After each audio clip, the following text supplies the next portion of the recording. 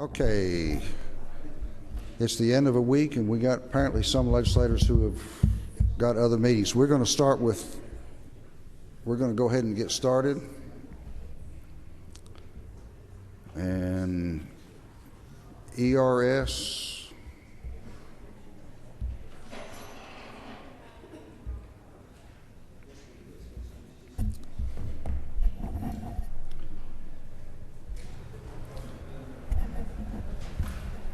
What section?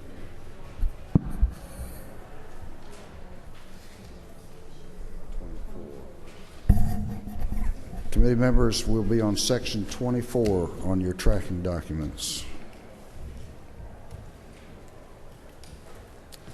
Yes, sir. Thank you, Mr. Chairman. I'm Jim Potvin. I'm the Executive Director of the Employees Retirement System. We have 4 programs that are tracked on the tracking document. Only 2 of those programs we're asking for state contribution, and that is for 24.2, the Georgia Military Pension Fund, and 24.3, the Public School Employees Retirement System.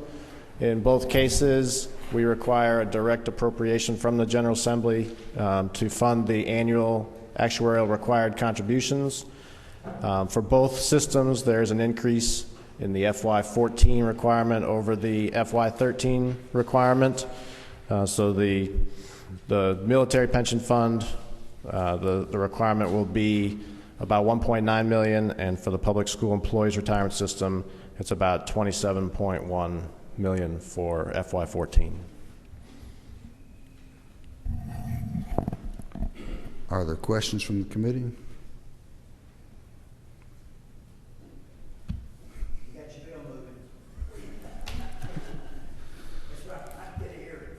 Thank you, sir. Okay. I appreciate you being patient with us. Thank you. Thank you very much.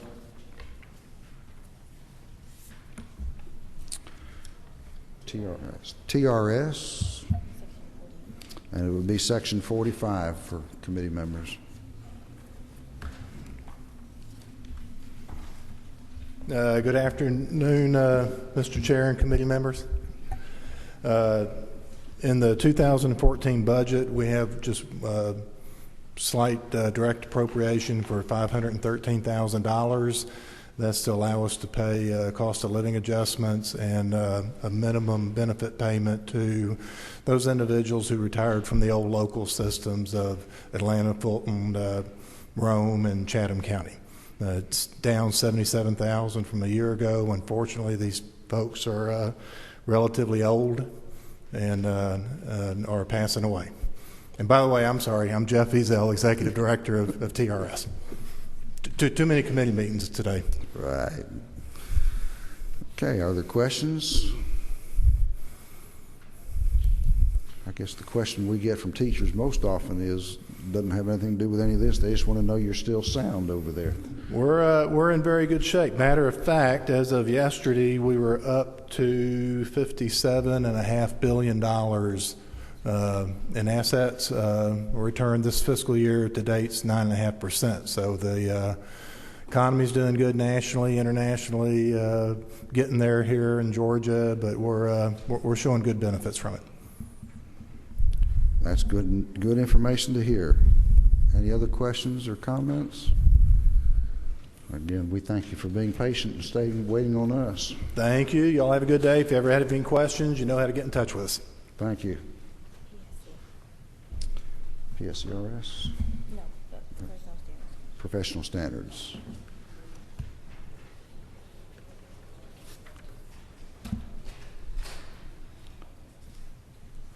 We'll be in section 26.8. Good afternoon, Mr. Chairman, committee members. Thanks for the opportunity to speak with you today. I spoke with you in our session on the amended FY13 budget about our agency's core functions and current work, so I'll skip over that and move straight to FY14. Since the governor's recommendations for FY14 are for the most part very similar to the amended FY13 recommendations that I discussed with you 2 weeks ago, I'm not going to go through them line by line. However, you will find the recommendations, I believe, on page 2 of the governor's office FY14 tracking document. In FY14, the governor's recommended cuts include the 3% cuts that we submitted, as well as a cut to telecom. In addition, the governor recommended a 1% unfunded increase to the employer's share of state health benefit plan. This amounts to an additional unanticipated cut of $29,000. In addition to the cuts, the governor added $130 for increased telecom costs and $99,644 to cover increased retirement system costs. Finally, on line 26.8.3, you will see an addition of $250,000 to enable PSC to implement last year's legislation to link professional learning with student performance. The successful completion of this work will also satisfy recommendations of the House Study Committee on Professional Learning, which Representative Carter chaired, and the State Education Finance Commission, which Chairman Coleman co-chaired. As an aside, we have spoken with Sarah about changing the language of the caption, and OPB is supportive to this change, and the new caption should read, "Increase funds to align professional learning with results in improved student achievement." The $250,000 is not to provide staff development, but to do the necessary work to put the structures in place to meet the requirements that are now in Georgia Code. The end result of this work will be that we substantially move away from a seat time requirement of 10 professional learning units to renew a certificate and move towards a requirement that an educator must be able to demonstrate how professional learning positively impacted performance in order to renew a certificate. This work will also include a thorough examination of what type professional learning is most effective and should be eligible for funding. For example, at present, we may well have an over-reliance on state and national conferences, and we likely need to have a significant portion of an educator's professional learning directed to areas that need further development as identified by very specific and objective ways, like a value-added assessment, consistent statewide teacher and leader evaluations, and other consistent and objective ways. Even though there's no way to know before we start the work precisely how we would spend the $250,000, if during Q&A you would like our thoughts on that, I would be glad to provide them. To the best of my knowledge, Georgia will be the first state to engage in this important work.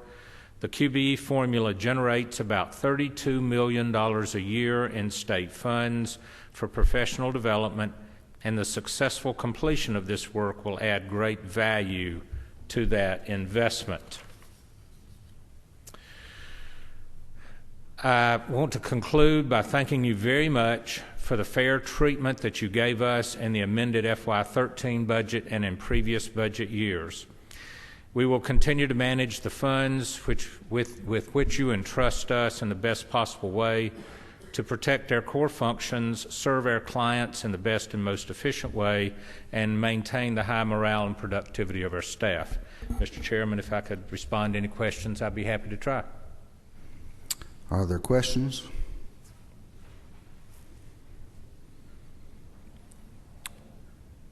I would ask on this $250,000 and what we're going to be doing with professional development there, are we going to be able to continue to allow systems the flexibility that they need for at least part of that money to adapt to the varying needs? I mean, we all know that different systems are going to have substantially different needs in some part. Obviously, there are statewide needs, but... Sure. Absolutely, Mr. Chairman. This work's not going to result in any kind of lockstep approach or one-size-fits-all approach. What it will require districts to do, although they'll have a number of different ways in which to do it, depending on their needs, is it will require that the professional learning be targeted toward performance and not just a shotgun approach. And right now, it doesn't matter what your evaluation says. It doesn't matter what a particular value-added assessment might say. Your professional learning can be in totally unrelated areas. And we want professional learning to impact performance, and that's the total reason why we're engaged in this work, but it will not be such that it locks individual school districts into something that diminishes their flexibility. Any other questions? If not, Thank you you very much.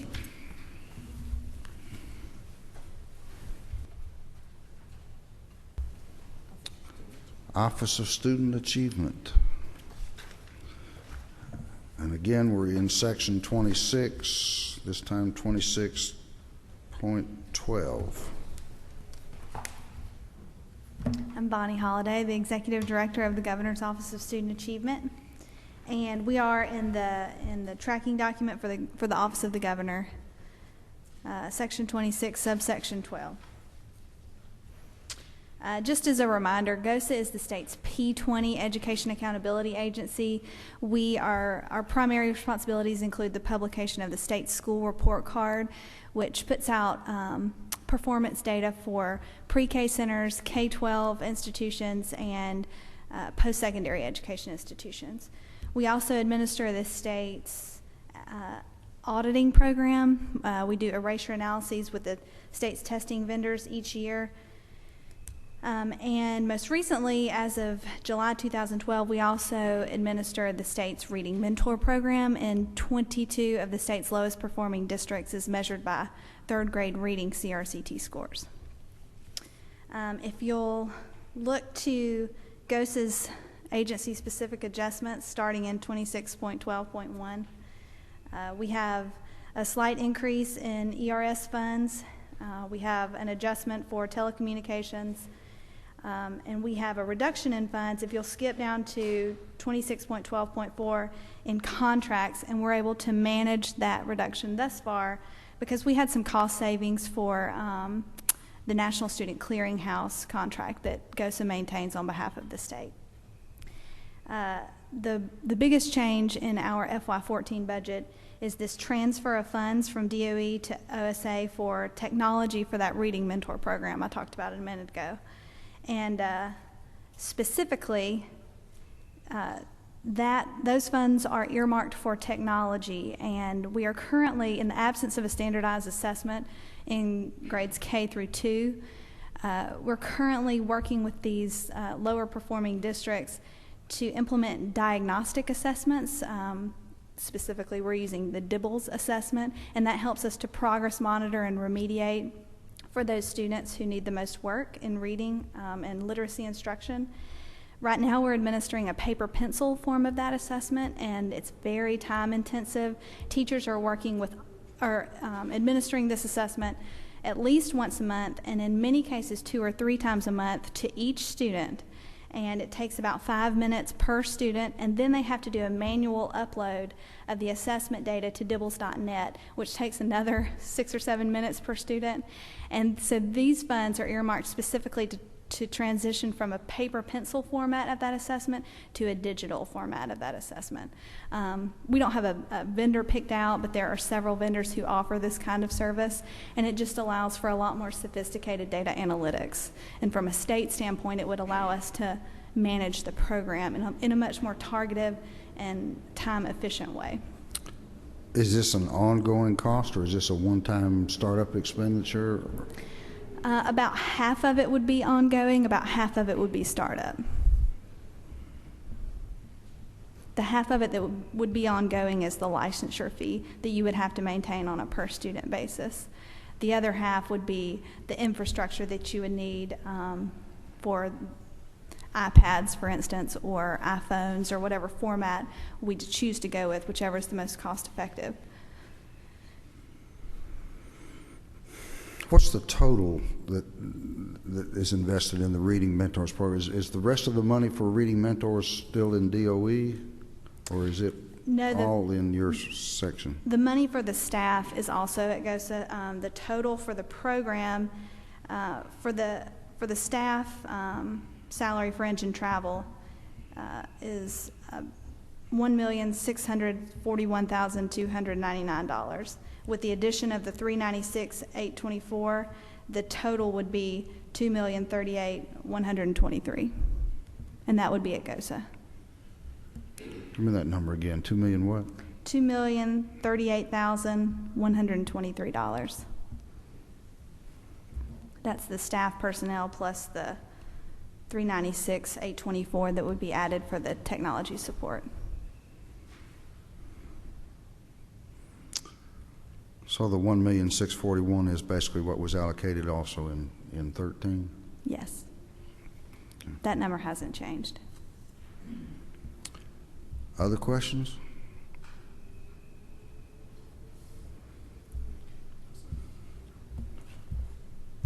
I'm the only one that asks questions? Well, it wouldn't be House Appropriations if I didn't get any, so I appreciate that. Well, we appreciate you being here. Thank you.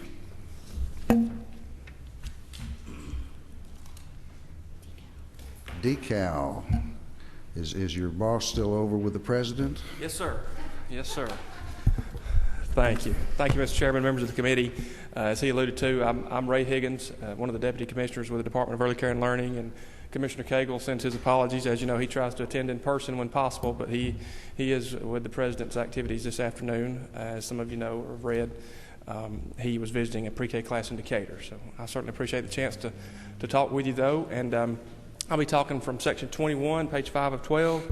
And other than the statewide adjustments that you're familiar with, our changes start under Child Care Services on line 21.1.2, and those two items are basically our adjustments associated with the 3% that carry over from the amended, and we think we can manage through those accordingly. The next set of changes are under the pre-K program, starting on line 21.3.4, and the first item increases the funds for transportation. This deals with Category 1 children. It's transportation assistance at the provider level, and this slight adjustment upward will bring the new budgeted amount in line with last year's expenditures. And of course, the next item is the one that we are most excited about, and that's the governor's proposal to add an additional 10 days of instruction to the pre-K school year. We greatly appreciate your support of a similar proposal last year, and would like to ask your favorable consideration this year as well. And with that, Mr. Chairman, I'd be glad to try to answer any questions. Questions, anyone?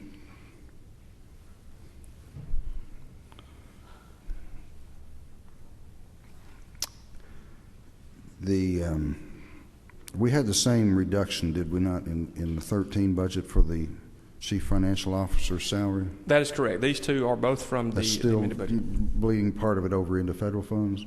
Yes, sir. We'll basically cost allocate, because our largest fund source are federal dollars, and we, through a cost allocation plan, will charge the expenses off accordingly. Okay, one other question. The increase of 10 days, staff-wise, is that going to make any difference to you?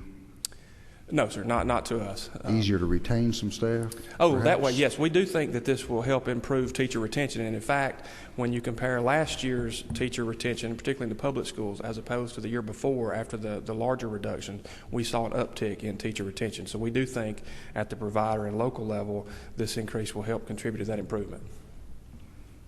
Okay.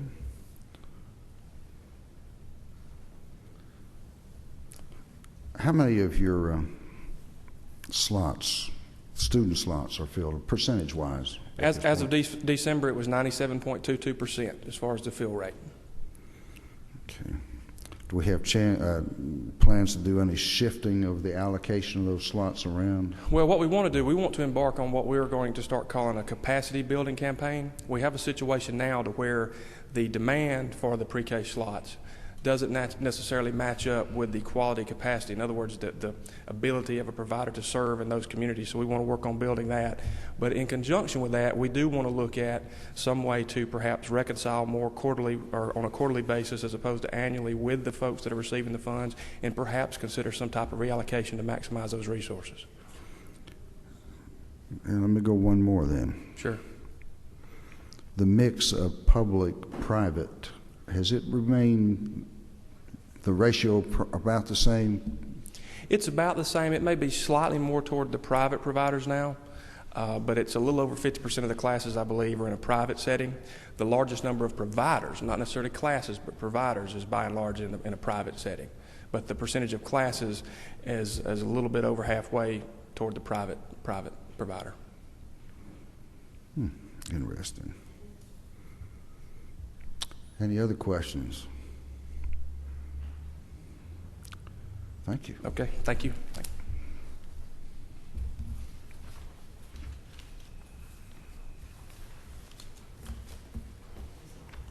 DOE. Set your stopwatches. It's time for the DOE.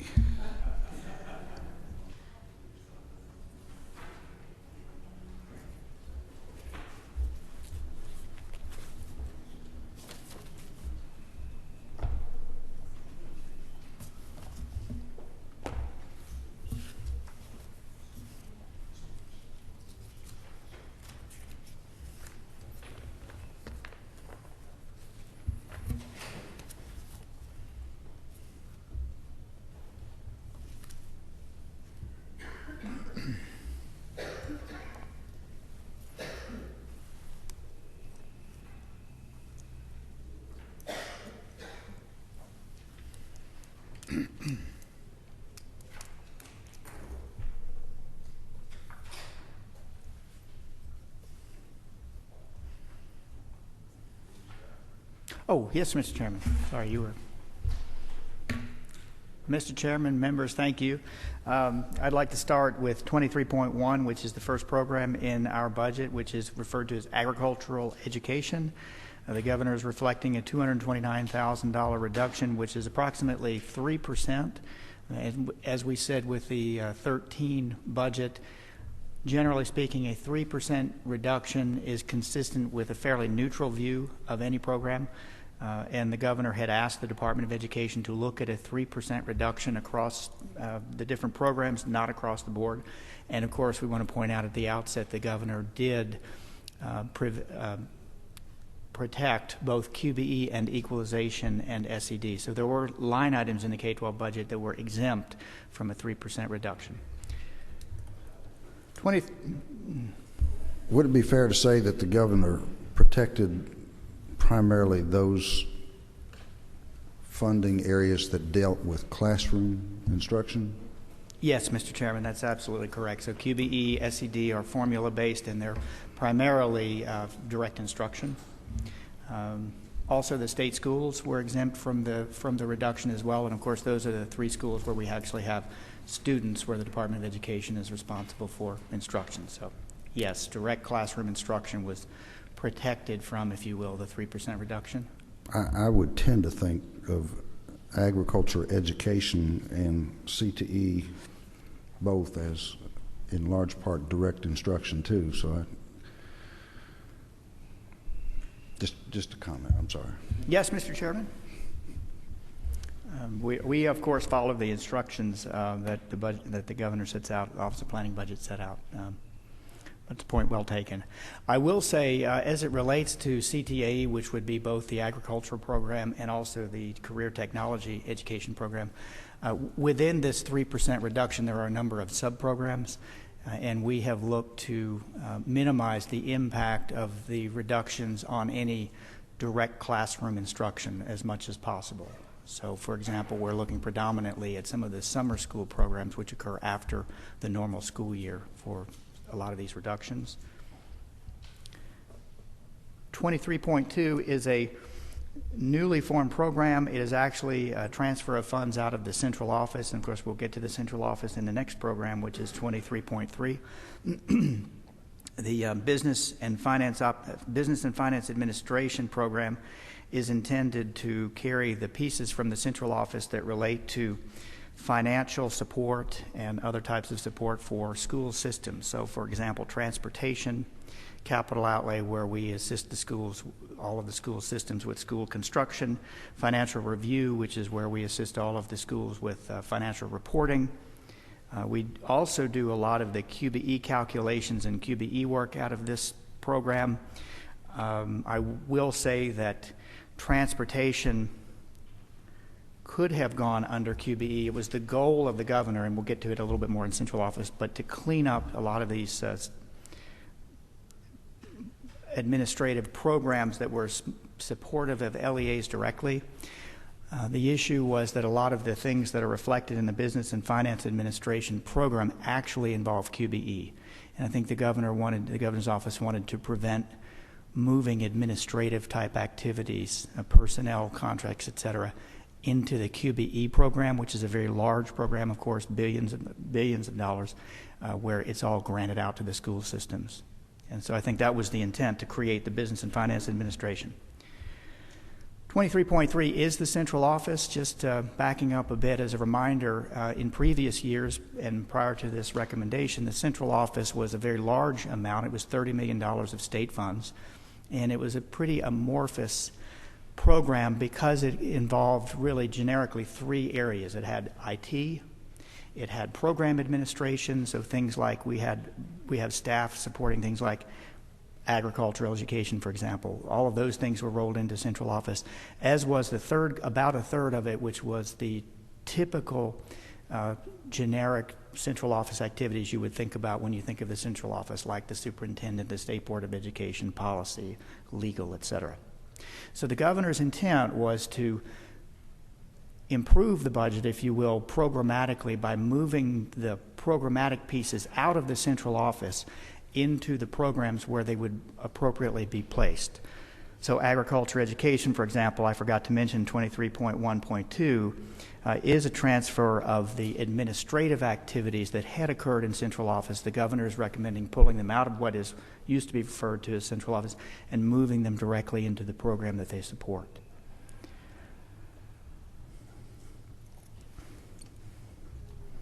In addition to those changes, and I should just mention that in 23.3.7, the $25 million number is a reflection of those transfers in and out, which we'll see throughout the budget, and I won't go into all the details, but I'm happy to answer questions. But essentially, it is moving the pieces of the central office out into the respective parts so that it would improve the programmatic descriptions, so that we would have more transparency about what these programs are actually doing and the total spend in any of those programs in relation to all of the budgetary resources.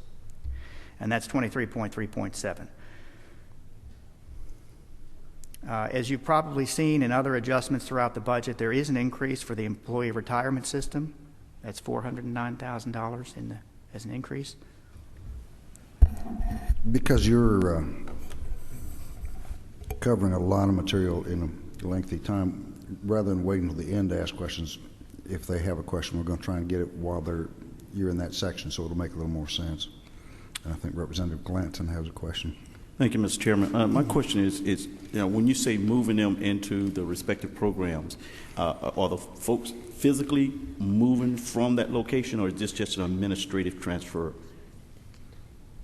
Yes, actually, it won't change the physical location of any of these staff. It's actually changing the budget to reflect the work that's already being done. So the folks that are, for example, if you start with 23.1 agricultural education, those folks working in agricultural education are already in the CTAE area. They were just classified in the central office program. So it won't change any of the physical locations of any of these folks. It will just be a better reflection of all of the activities and spending in that particular program for ag ed, et cetera, throughout. So we're not talking about physically moving anyone. It's simply moving, it's better reflecting the actual work that's being done where it should be reflected from our perspective. No, will they, Mr. Chairman, will they report to a different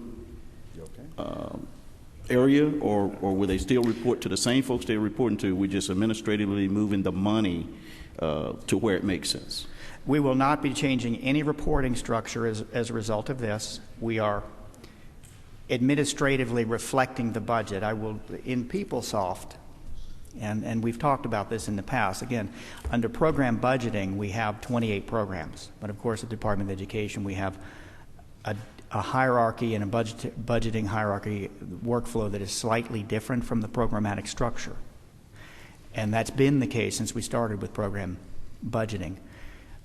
So as a practical matter, nothing will change about the operations, about the physical location, about the reporting structures. The only thing that will change is the reflection in the state budget of where these monies are spent. So when one looks at, for example, the Agriculture Education Program 23.1, in the past, you all would have seen just the grant portion of it, and if you wanted to see the entire activity and all of the spend related to agricultural education, one would have had to go to the central office as well, try and piece out from that $30 million how much was related to agricultural education, and frankly, it wasn't really there that transparently because that would be too much information. So it is really an improvement in the budget reporting. It will not change any of the structure of reporting. It will not change any of the physical locations. All right, thank you. Thank you, Mr. Chair. Are we doing a similar cleanup of allocation of funds in local systems? Trying to get some... We are working with the DE46 reporting system. This would, of course, be financial review, which is one of the activities under 23.2, the new Business and Finance Administration. As a result of the task force discussion, we know that the DE46 reporting, which is generically the reference to the school system reporting, we would like to see better consistency among the reports. The State Accounting Office has provided and promulgated a chart of accounts. But even within that chart of accounts, there is some ability to classify things slightly differently. So one of the things we are working on, Mr. Chairman, is having a better set of instructions and guidelines from this shop out of Business and Finance Administration to the school systems about how much less latitude, if you will, they will have in terms of reporting. So we'll get a better apples-to-apples comparison as we pull up the financial reports, and we'll have better comparability of the school system reporting.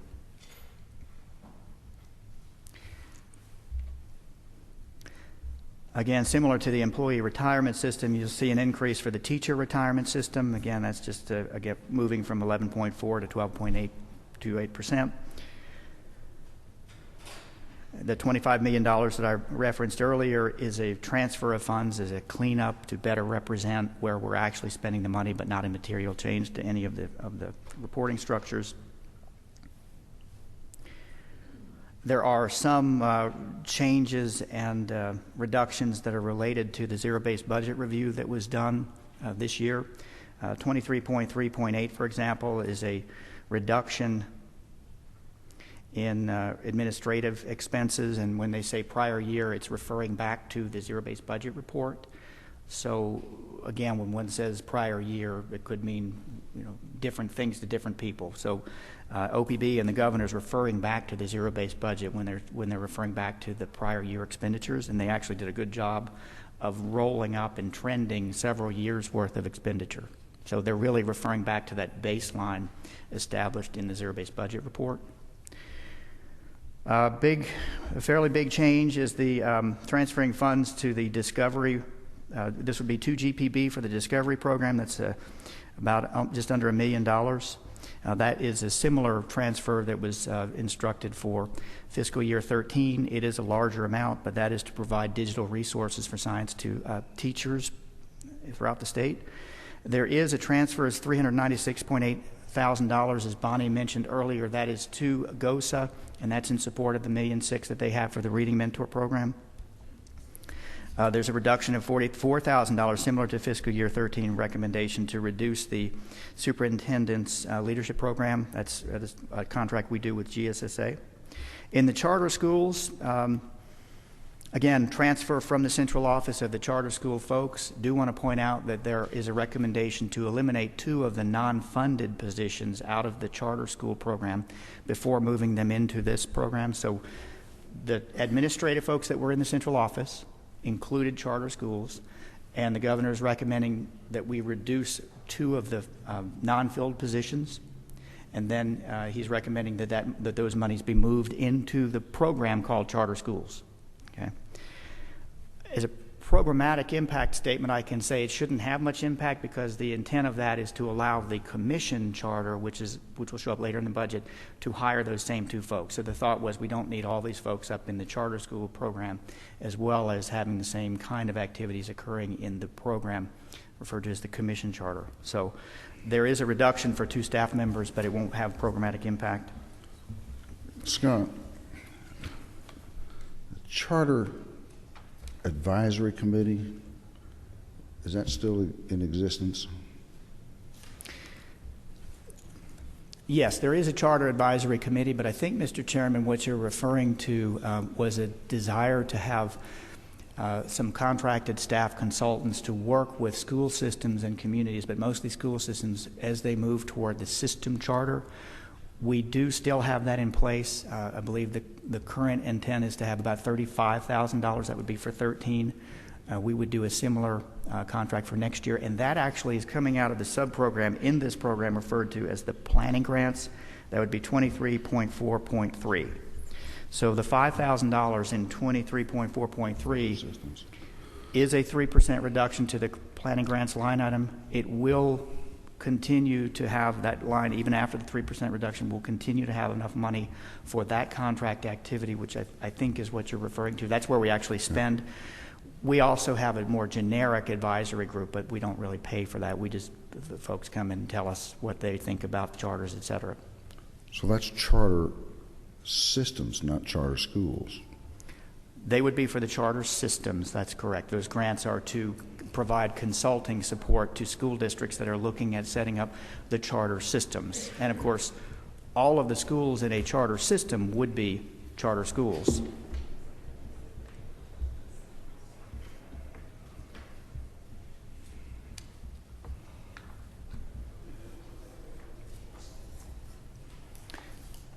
If I may, the curriculum development, firstly, there's a move $2.6 million out of the central office. Again, the admin staff that were in the old central office are being moved into a program which was already in existence called curriculum development.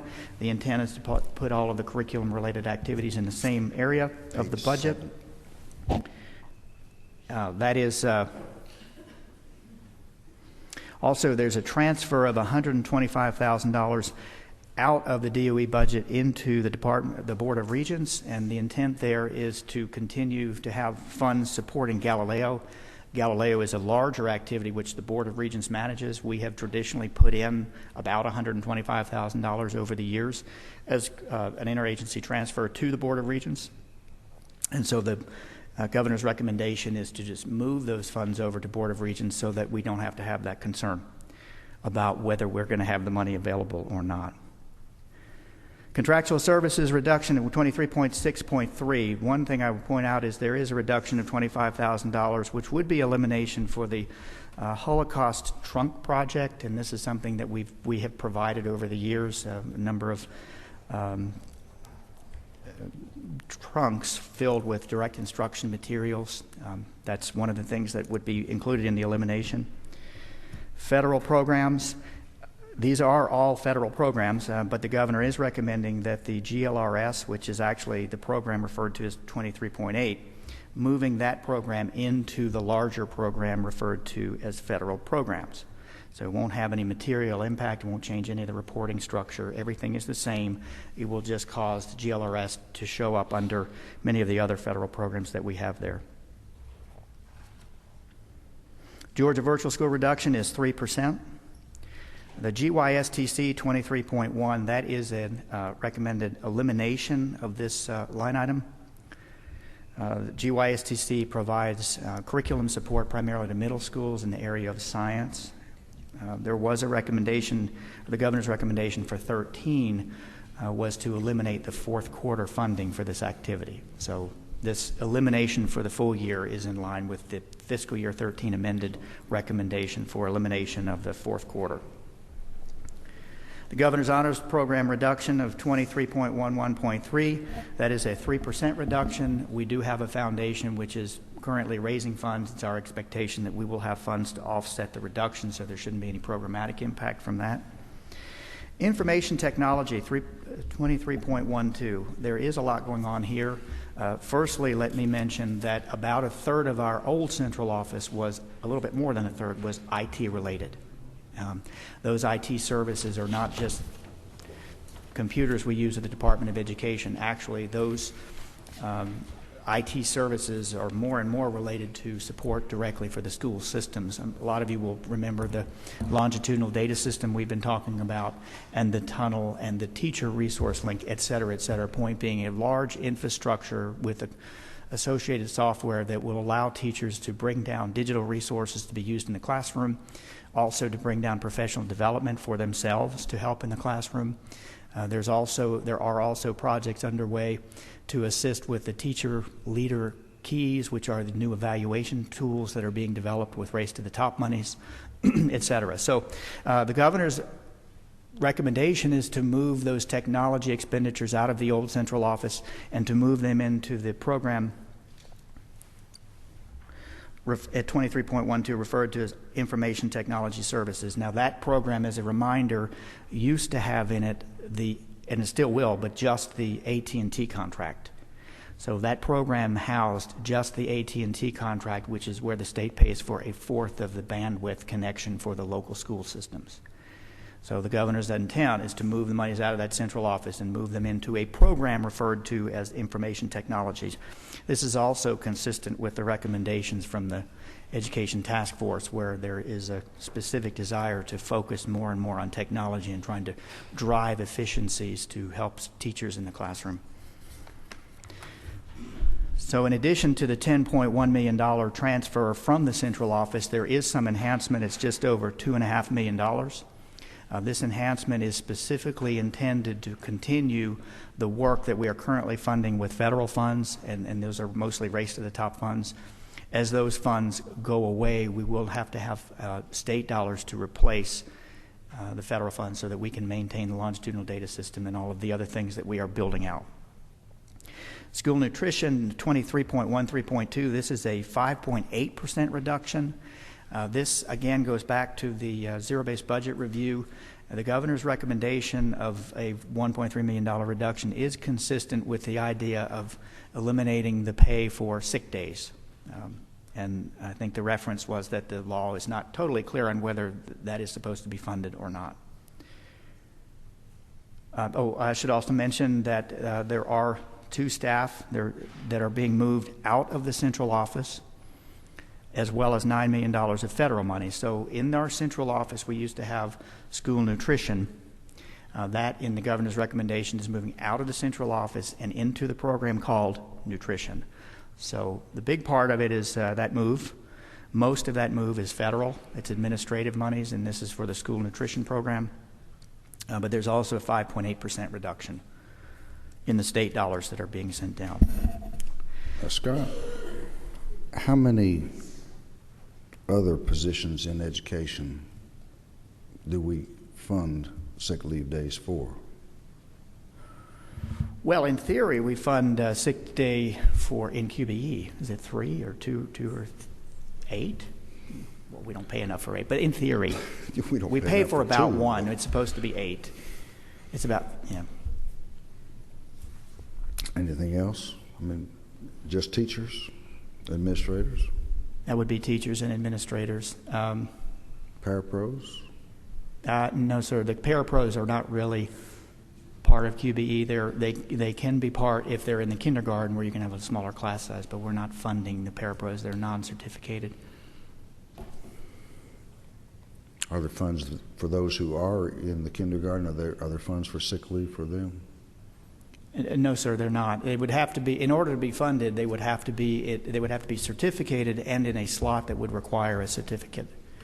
And a parapro would not. Now, if they happen to be in a position, they could be a parapro type and be in a position that requires a certificate, then they would be eligible.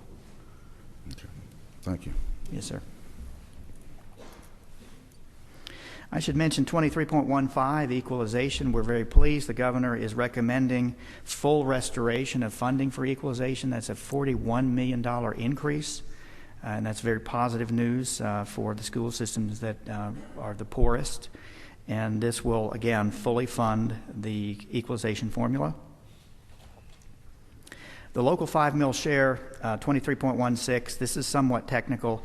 It's showing the $5.3 million increase, if you will. Now, that's contra revenue, so an increase means less state dollars. But the point is, this $5.3 million is really not related to the school systems the way we normally think of local 5 mil share.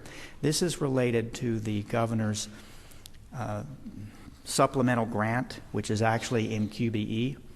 The governor is recommending a reduction in that supplemental grant for the state special charter schools to recognize local fair share. And there's not really a good mechanism to do that. So the governor is bringing that recommendation into the budget and saying that we should take portions of that grant for local fair share. And as we do that, and then this recommendation as it's being done, it's being reflected in local fair share. So this $5.3 million is related to the QBE payment for the state special charter schools, formerly known as commission schools, if that helps. QBE itself, first and foremost, again, as we saw in 13, there is a very high growth rate. We had a 1.3% growth, which is significantly higher than we've had in any of the last 4 years. That's about 22,000 students. The governor is recommending full funding of that growth. Additionally, there are portions in this $147 million, which is 23.17.3, for the the state special charter supplement. There is funding, as you can see, for the math and science teachers, the special needs scholarships, which is 23.17.5, and these are things that have been moved into the QBE program. They used to be in other areas of the budget. So we're pointing that out here, and the governor is pointing it out in this tracking document as a reminder that these are now in the QBE program. They used to be in the non-QBE program. The RESAs, there's a 3% reduction. That's 23.18.2.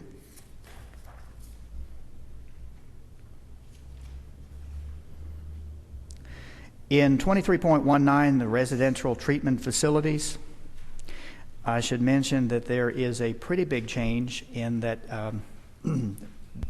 Scott, let me take you back just a Yes, second. sir. I'm sorry.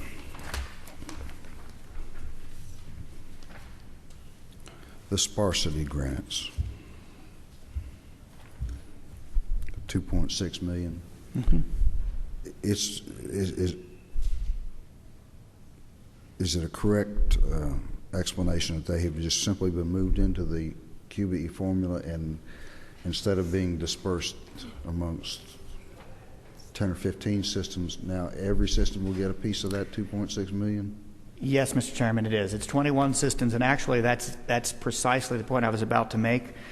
The add that you see to the QBE program is a redirect, and the source of those funds is this program 23.19, which is now called residential treatment facilities. So line 23.19.1, the governor's recommending a redirect of this $2.6 million out of what used to be called non-QBE programs. So there's a name change to this program. Last year it was called non-QBE programs. And over the years we've been moving all of these things out of the non-QBE programs and rolling them into QBE. With the governor's recommendation, the last thing that would remain in this program would be the residential treatment facilities. So the governor's recommending moving sparsity out of what used to be called the non-QBE programs, rolling that into QBE. As a practical matter, Mr. Chairman, as you pointed out, that means that the 21 districts which were receiving this $2.6 million grant on the basis of sparsity, which means they have too few students to support the programs that they need to support, that would roll into QBE, and it would be it would no longer be distributed. Is it targeted in any particular area in the QBE? No, sir. It would go into QBE generally, so it will go to everyone based on the QBE allocation. Is this another one that was a recommendation from the zero-based study? I believe there was comment, and I don't know if it was in the zero-based budget, but I know the comment, and we've talked about it.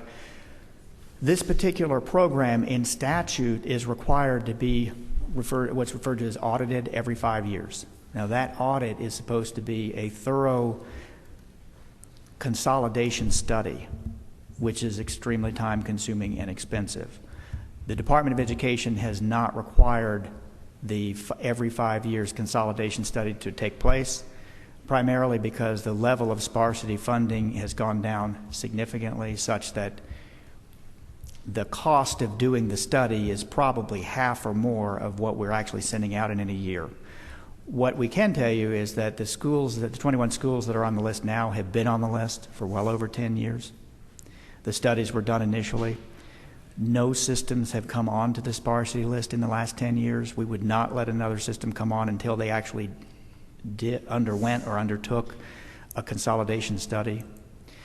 So I do believe that's the governor's recommendation, is to say that because we haven't really done every 5 years these reviews for consolidation, and because we have consistently moved things out of the non-QBE program into QBE, that's the recommendation. Now, it would seem to me that simply because we have not done our part of the equation in terms of reevaluating or as the law mandated, which is actually what would drive the fact that nobody has come off of the program and nobody's gone on to the program, to simply just take them out of the program now. That's, for some of those systems, that is a pretty significant cut. So as we move forward through these 14 budget meetings, I think that is one of the areas that we need to pay particular attention to and see if we can find some way to work with that. You also have a question from Representative Jaspers. Thank you, Mr. Chairman.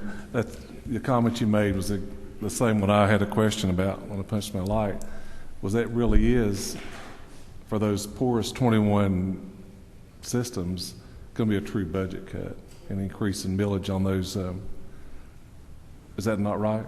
It could lead to an increase in millage. It is certainly going to be a significant reduction for a lot of the systems. For many of them, it is more than 5% of their total QBE allocation. What makes it perhaps also bad is that a lot of these districts, they're not necessarily poor, they're just extremely small. And frankly, I mean, paradoxically, because they're so small, many of them don't qualify for equalization. So again, in fairness, this sparsity grant has really, many of you may remember, it's come up year after year. It's kind of been sitting there. It would be significantly higher if we really evaluated the cost of offering the programs. Essentially, it's been static. It's been reduced many year after year after year, and this is where we are. But the 2.6 that remains for these 21 systems, for I would say at least half of them, it can be significant. And unfortunately, a number of them, and we'll get you the analysis, Mr. Chairman, right. for a lot of them are not getting equalization. I would say, I mean, many of them are not just small, they are poor too. Yes, sir. I mean, when I was looking at some data that the budget office provided, and I saw a system that a meal would raise $52,000, and I'm thinking, so if I have 20 meals, I can hire 20 teachers, because that's basically, and they better be beginning teachers. Some real concerns there. It's a little hard for me. My system was not rich, but we got more than that for a meal. Representative Glanton has a question too. Thank you, Mr. Chairman. I just want to be clear. So as a state, we failed to do something that we probably should have been doing. And so as a result, we're going to take from districts that need money and give it to districts that don't necessarily need that money. Is that correct? Well, I would say that we're going to be giving it into the QBE formula, which has a $1 billion shortfall. So $2.6 million out of a $1 billion shortfall is not material. So in that sense, they don't need it, but I would not want to stand and say that the school systems that are not receiving sparsity couldn't use some additional funding. I do want to point out, however, it is something the state has not done, I agree. However, the state does not do these reviews. It is a very, very exhaustive process. In order for the school systems to do a consolidation study, they have to do the work. They have to meet with whomever there would be theoretically consolidating with. It's not just a matter of looking at QBE numbers and looking at distances and deciding that it's too far for a bus to drive.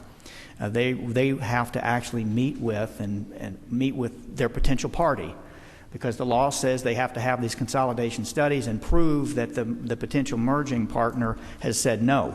Well, in this environment, the small districts are surrounded by other small districts, and frankly, it's not been at the top of their list. And as the amount of sparsity funding has gone down, the importance of the funding has not captured the attention of the superintendent such that they would say, oh, we've got to do this study in order to maintain our sparsity funding.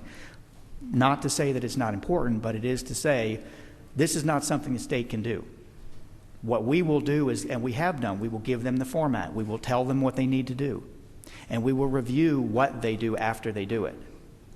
But it's not, this is not an audit where we could actually just go down and look around. We would actually need them to do the work, and we would help them, but they would actually need to do the material work. Well, now, I believe, I'll give you a follow-up in just a second, but having just read through some of that statute, it pretty specifically says the Department of Education will do some things.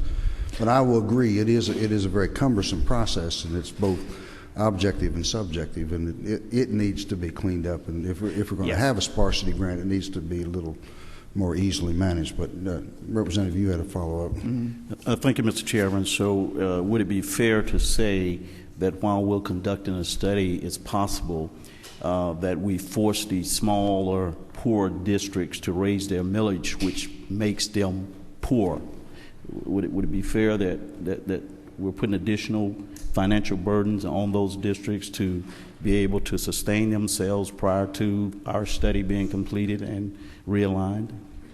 Yes. Thank you, Mr. Chairman. We got two more questions out here, I believe. Desk 6. Yes, and if you really answer my question, I was going to ask you, because I checked, most of these are not getting the equalization grant. That's correct, because they are. You got to come back behind this. Yes. And if you remember 1187, we encouraged them to consolidate. We will do all these things to do it. But under the Purdue administration, we reversed all that trend. So I don't necessarily blame them. I think a lot of the fault lies in our laps. So I think we need to give them a little. We need to do what we can to try to at least restore that right now, put that sparsity grant back, and give them a little chance to we do our job. And I'm not blaming the state, the Board of Education totally. I think the legislation always does something. You turned him off. Yes. Thank you. 84. That was over here. Okay. He showed up here. You're up. Hate this. Don't strangle yourself with it.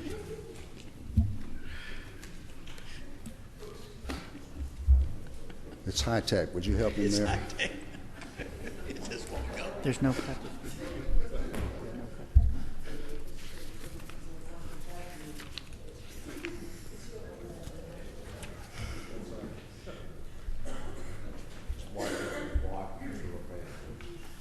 No. Okay.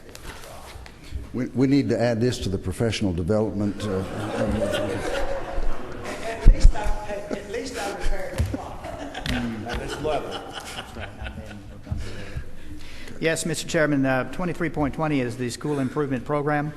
And here again, you'll see the governor is reflecting or recommending cleanup, if you will, moving $8.4 million, mostly federal money, into the school improvement program from the central office.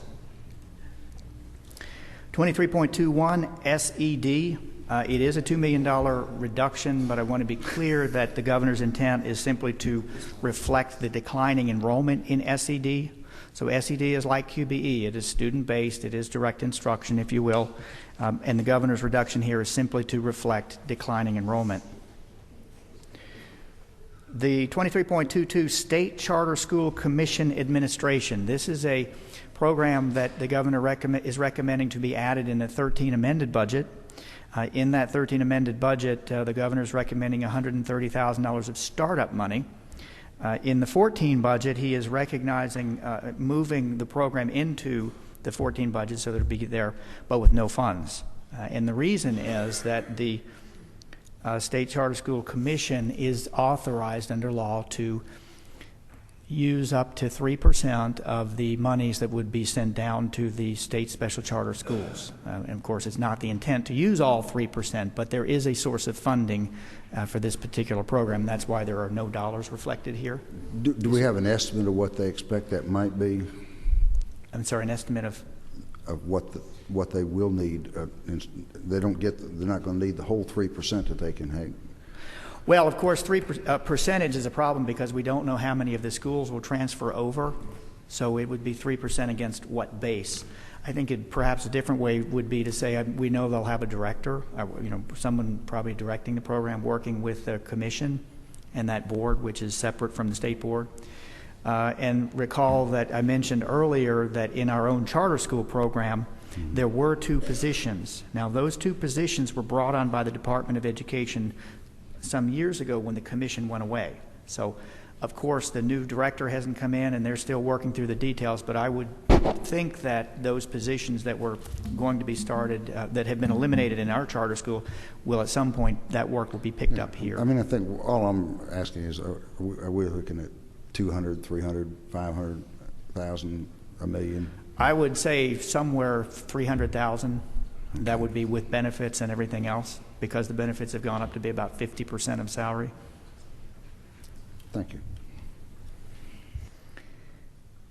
The state interagency transfers, the $400,000, it's the same comment we saw in 13 supplemental, which is that this is a reflection of the amount of money that was surplused at the end of 12. This number is calculated and put into our budget. So I don't really have all the details of it, but I know that is intended, that's the expected surplus. It was taken out in 13 supplemental, and of course it has to be taken out again to be actualized in the full year budget in 14. The state schools, there are increases for ERS and TRS, similar to other budget areas. Again, we're grateful the governor has not recommended or required a 3% reduction in the state schools line. And that's because these state schools are actual students in 3 of our schools where we're actually providing direct instruction.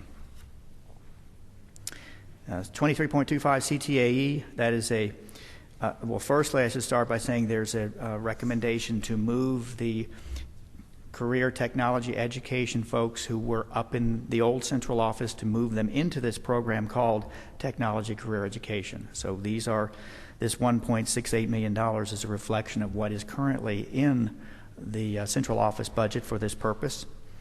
There's also a recommendation for a 3% reduction to the overall program. In testing, there is not a recommendation for a reduction, and that is because of the anticipated costs that we will be incurring and continue to incur as we develop the new EOCTs and continue to develop the CRCTs and older ERCTs for the Common Core GPS. Tuition for the multi-handicapped, there are no changes there. And subject to your questions, Mr. Chairman, that completes my presentation. Wishful thinking.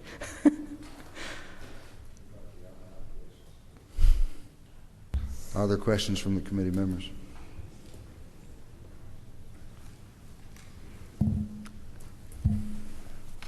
If you'd stick around, though, don't go back. Yes, sir. Not there, but Yes, in sir. the room. I will be ready.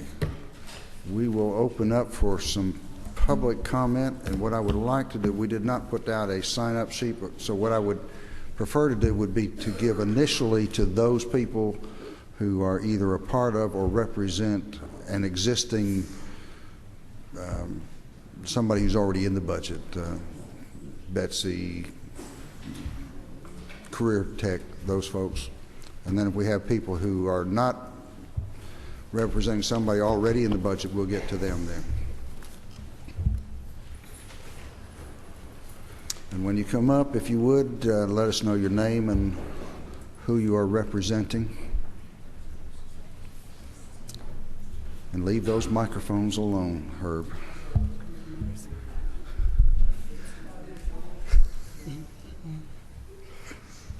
Mr. Chairman, the Betsy. committee, good afternoon, and thank you for allowing us to be here. Betsy Green, I'm the Executive Director for the Georgia Youth Science and Technology Centers, and I have with me today two of our partners. Cindy Green, she manages our Heart of Georgia GYSTC down in Cochran, Georgia, and Dr. Reba Smith.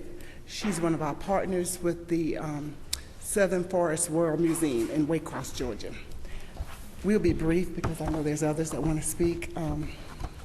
I would like to make 3 points. As you know, that we are recommended to be eliminated from the budget, and we really, really need those funds. 90% of the dollars the state invests in GYSTC goes directly into the classrooms for teachers and students.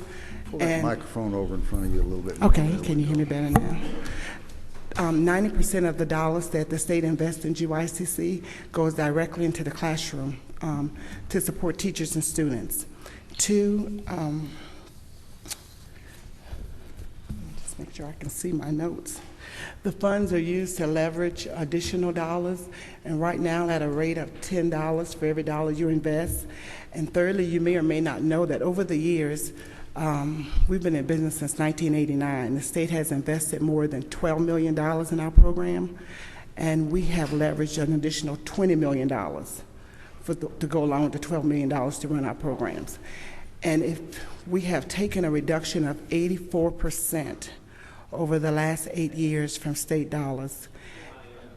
And if these funds are eliminated, it would definitely take away the ability for us to leverage additional dollars. And we just ask that you would consider restoring those funds so that our program can continue on. Cindy, would you like to speak now? And then Reba will come and make a few comments. I represent 9 school systems within the central Georgia area. I provide pretty much all of the science support for elementary and middle school education, and that directly impacts the classroom and teacher abilities to teach with science. Young teachers, old teachers, they do not get the hands-on education within their college, and so I provide hands-on opportunities. Also, parental involvement is a very important part of our program too.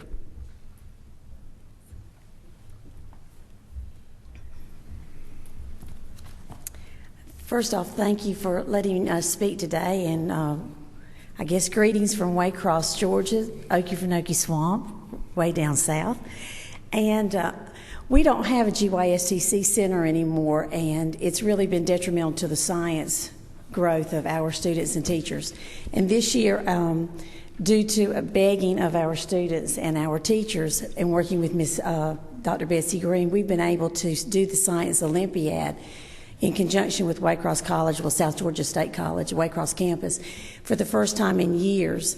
And this has made so much of a difference in the attitude of the kids towards science in the elementary schools in the area of Okefenokee-Risa. And I'm going to try to talk really fast, but when I think of GYSTC, I think of 3 things. I'm a retired educator, been in the field for over 30 years, so I've been around a while. But I think of 3 things. I think of the collaborations that they do, I think of the rigor that they provide, and I also think of the customer service that the GYSTC provides. And the rigor is in the programs that they have developed, they've implemented, and they do in the classroom work. They provide training, professional learning to the teachers on-site, off-site, online, however the teachers want the services provided. And they also provide rigor in the programs that they do for science nights and science Olympiads for parents and for students. And the customer service of the GYSTC doesn't stop with how they provide services and what they do right now. They ask their stakeholders, what else do you need? What else can we do? How else can we help you? And GYSTC isn't stagnant. They're continually looking for ways to become better. They're kind of like in the Collins book, From Good to Great, where they're talking about good companies that became great. And GYSTC has stayed true to their mission to make science, math, and technology fun and exciting for young students. They've stayed true to that mission. through their collaboration and their rigor and their customer service, they've been able to evolve into not just a good organization, but to a great organization. And right now, in the education right now, as the new standards, the next generation of science standards are rolling out, the teachers are scrambling in the state of Georgia looking for ways that they can increase the rigor of their instruction.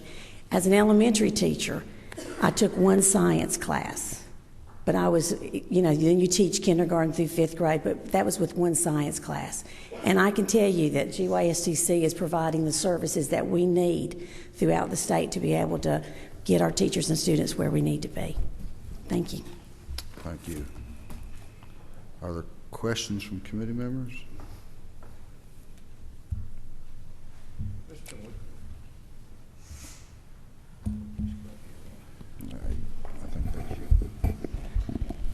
Ms. Green, thank you all for coming in today. I was looking at your chart here. We were discussing it. This chart here on the bottom of the page that showed the Georgia CRCT scores on the district average versus state averages. Can you explain that to me? We got the years, blue, red, gold, and purple that shows the grades, but is that y'all are 76 or 80%? 80%. We are higher or at least the same every year since 2009. And these are for the systems that we have consecutively served. Okay, but this is your scores on there?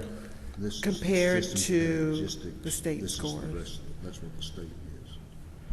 Okay, okay. Okay, I missed that over there. All right. Okay. I got it. Thank you, sir. Any more questions? Thank you very much. Thank you. Yeah. That's what we're talking about, third grade state, 3rd grade, 5th grade.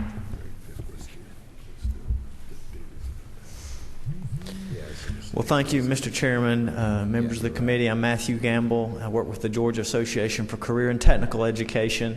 And I first of all want to start by thanking you for what you did in the supplemental budget to help restore some of the funding cut for CTAE funds. That was very much appreciated.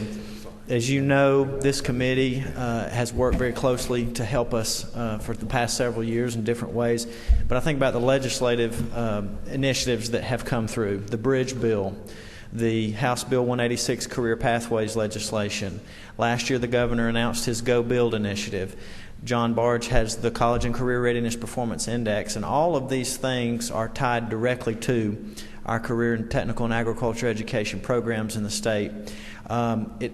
All of those are now in place, coming online, and there's been so much increased interest in our programs to make sure that our students are college and career ready. I wanted to mention, too, in particular, of course, we have a 3% cut here in the 2014 budget, and I just wanted to ask for your support in any way with that. But also the cut to school counselors on line 2317.1 under Quality Basic Education. The school counselors are such an integral part of Go Build and also the career pathways, and making sure that the students are getting the career guidance and the overall comprehensive counseling that they need throughout their school time. That's very important to all of this as well, and so I did not want to leave them out by any means, as they are such a key part, and there's so much seamlessness going on and cohesion between our career technical and agriculture programs and the school counselors. So I just wanted to mention that also to you today. But thank you again, and of course, if there's ever any questions or anything that I can get any of you, I'll certainly be glad to. Thank you. The chair recognizes. No. Thank you, Mr. Chairman and members of the committee. I'm Herb Garrett with the Superintendents Association, and I just had a couple of items I wanted to touch on. I think it's almost incumbent upon us, and particularly those of you who are on this committee, to stay aware of the fiscal pressures that school districts are under and have been for the last decade. Ever since we were introduced to the term austerity cuts in 2003, there's just been a constant shift of the responsibility for paying for public education from the state to local systems. Historically, over the years, the state paid 60% of the cost of public education and locals paid 40%. That's a statewide basis. That certainly varies from system to system. But today, the locals are paying more than 50%. That shift has been that massive. Every one of those percentage points is over $100 million. And then y'all look at the things that are in your budget, like increased employer share for the teacher retirement system people, increased state health benefit employers' costs for both classified and certified, some of those certified in the middle of this school year. Just like private businesses, for local systems, the employer share for Social Security, for FICA, went up on January 1. That's an additional cost that the state doesn't cover. And then even the thing that y'all discussed a few minutes ago, the sick leave, what the state provides to cover sick leave, even though the state statute says that you have to give teachers 11 1/4 sick days a year, the state formula provides $150 per state-earned teacher to cover sick leave. That's about enough to cover 2 days of sick leave. So that's a massive cost for local. And I say all that to say that while all systems will struggle with that, the ones that are on that sparsity grant list probably will struggle even more. So that $2.6 million to me seems to be a pretty small amount of money, but to those 21 systems, that's gold.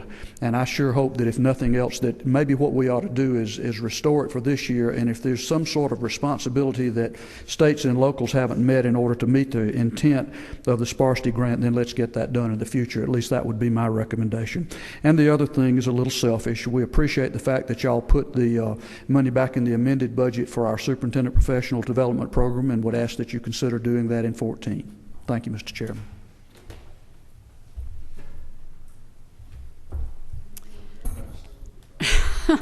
Well, just a bit. I'm Mary Frances Williams with the Georgia School Nutrition Association, and thank you so much for your support in the amended budget, the amended 13 budget.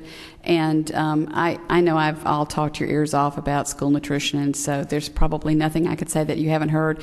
But about the sick days, let me say this. The formula that's being used for determining how much state funding each school system gets is, I think we would all agree, is pretty archaic, and it does need to be worked on. But when Mr. Henson chaired the Education Finance Reform Task Force, one of the recommendations was that the Georgia School Nutrition Association be involved in discussions about how to rework that formula. And I just would like to say on the record, we really, if you're going to, instead of maybe just throwing the baby out with the bathwater and just immediately eliminating a portion of that formula, if we could be a part of discussions. I mean, we want to be a part of the solution. We don't want to be just a part, always begging for money. We understand the problems. We want to be part of the solution. And I just would say, please, we would appreciate your support in making sure that GSNA is allowed to be involved in discussions about how best to rework that formula. That's an excellent point. Thank you.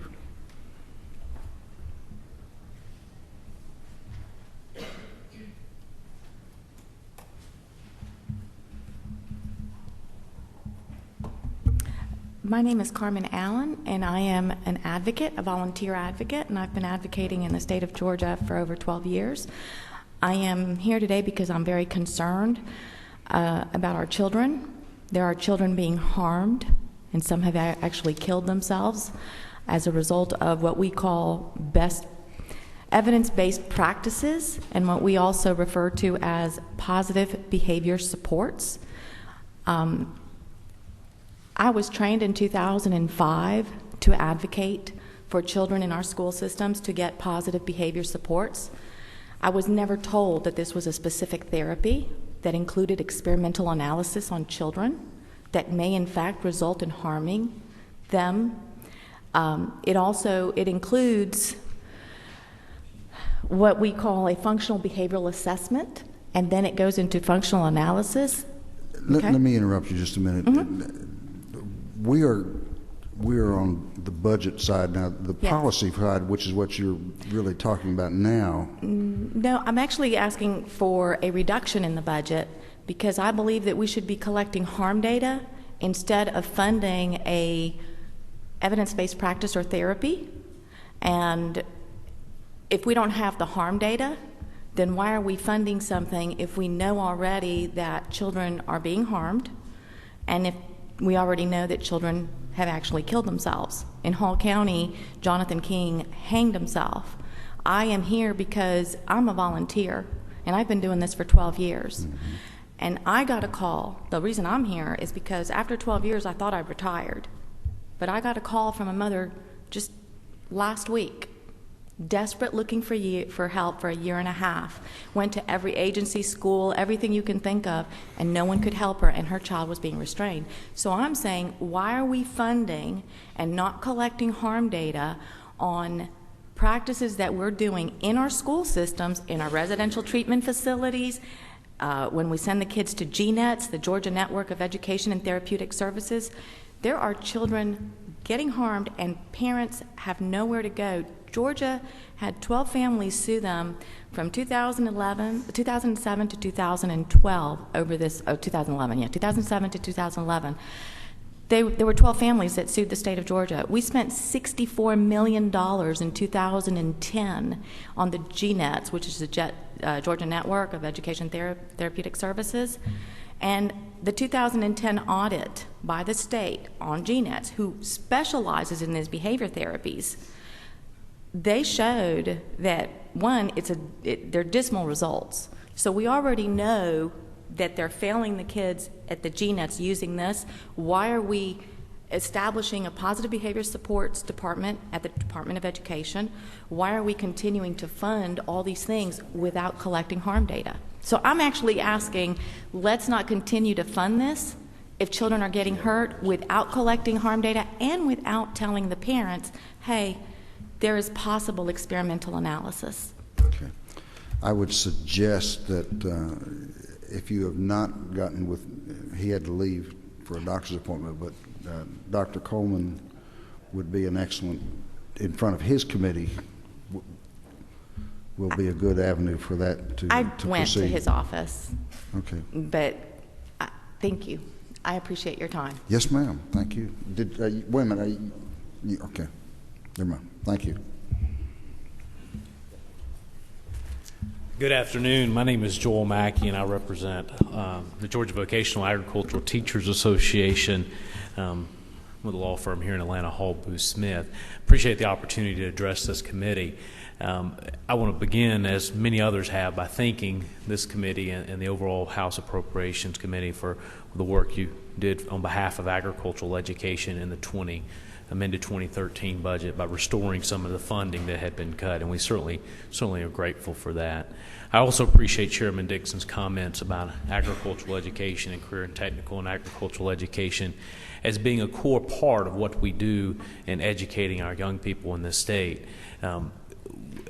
Obviously, we've made a commitment through SED and other parts of the budget to fund those type things, and we certainly in the ag education world view this as a part of an integral part of K through 12 education. And we know we're not tone deaf. We are certainly aware that it's tough budget times, but we would certainly ask you to restore in the 2014 budget what you're able to do. To give you some context for how the cuts have impacted our program and how it continues to do well despite difficult times, we would be reduced this year back to 2006 levels of funding for extended day and extended year for agricultural education and some other programs. And since that time, we've had 52 new programs. That's not just teachers. There's more than 52 new teachers. So in effect, that's been a more significant reduction, a much larger reduction on a per teacher basis when you compare the fact that we have the same pot of money to divide over a larger number of ag educators. And let me make this final point. We know that the General Assembly, and for good reason, we all want our economy to restore and start growing again as we're committed to jobs. Everyone in this chamber certainly, I think, that way. Let me give you some numbers about agriculture. In 2010, that was $12 billion of the state's economy. We are the largest industry.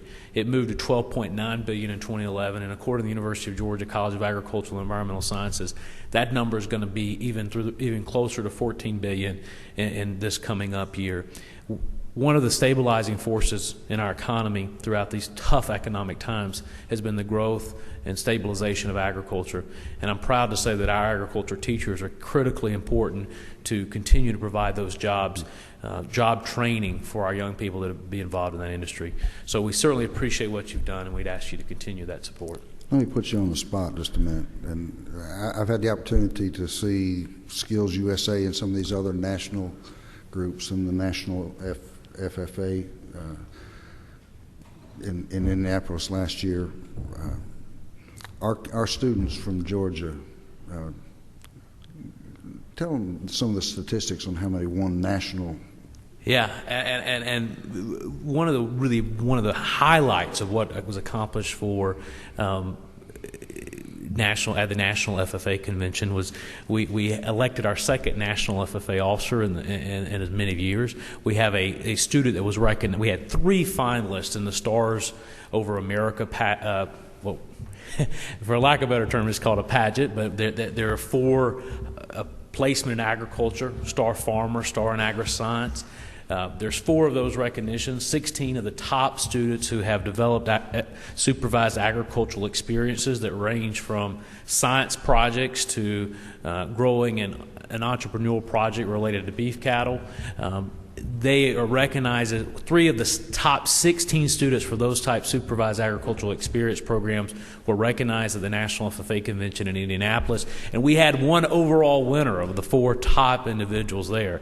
Now, when you say supervised agricultural experience, the supervising part of it, would that happen to be out of that line item that says Thank you for extended that. Day, extended year? Thank you for that prodding, if you will. Thank you for that prodding. That's exactly the way it works. We believe experiential learning in agricultural education, career technical and agricultural education, is a critical part of what makes students successful. Being able to have a teacher go out on the farm or go out and work in that science project after school helps these particular students excel, be better prepared to enter the job marketplace. And so when I talk about a supervised agricultural experience, I'm talking about those agri-science projects, those beef cattle entrepreneurial projects, where the ag teachers are going to these parents' homes, their farms, and teaching them about how they can better succeed for these agricultural experiences. And it's just an integral part of the experiential learning that we do in ag education. Thank you. Thank you. And to be fair, we could say the exact same things about the Career Tech and Mr. Gamble's group. So, thank you. Thank you. Yes, Helen.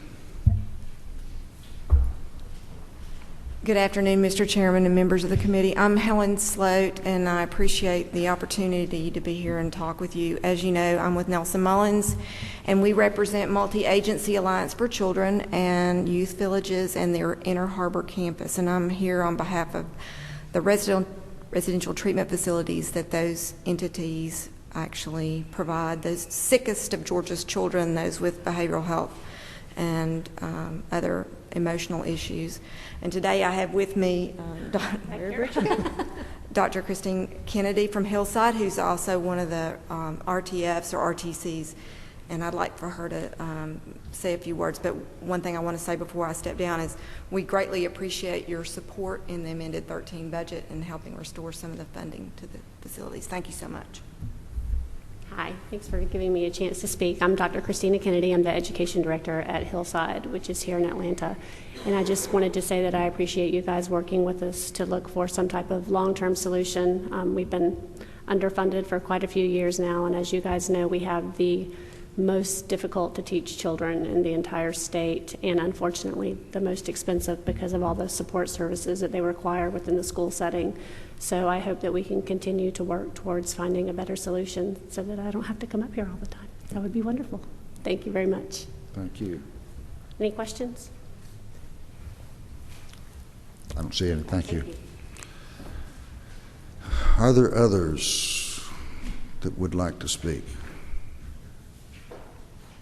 If not, we appreciate you being here. We will call this meeting adjourned.